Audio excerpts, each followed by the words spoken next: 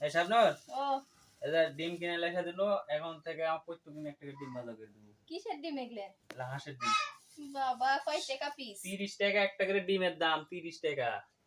এই হাঁসের ডিমের দাম? হ্যাঁ ভাই। ওরে সাইড সংকট। দিয়ে 5টা ডিম। ডিম বেচলেই তো মানুষ বড় লোক হয়ে যাবে রে। এই যে বতকগুলা পুষুত তো, বতকে একটা ডিম দিয়ে কে খালি মা কাবেন খালি খাওয়াইছি তো।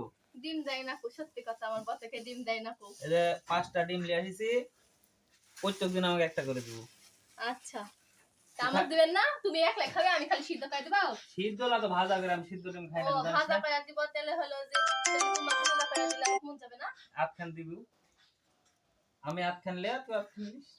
আচ্ছা, তাও তো আটখান ভাগ পাওয়া যাবে। সবাই কিন্তু বলে যে আমাদের ভাষা নাকি নাকি খুবই ভালো লাগে, যারা এরকম বলেন। আমরা আসলে প্রতিক্রিয়া পক্ষে যে একটা রাজশাহী ভাষা কিন্তু আমরা এভাবে বলি। ঠিক আছে, আমাদের ভাষা যদি ভালো লেগে থাকে অবশ্যই আমাদের চ্যানেলটি সাবস্ক্রাইব করে পাশে থাকবেন।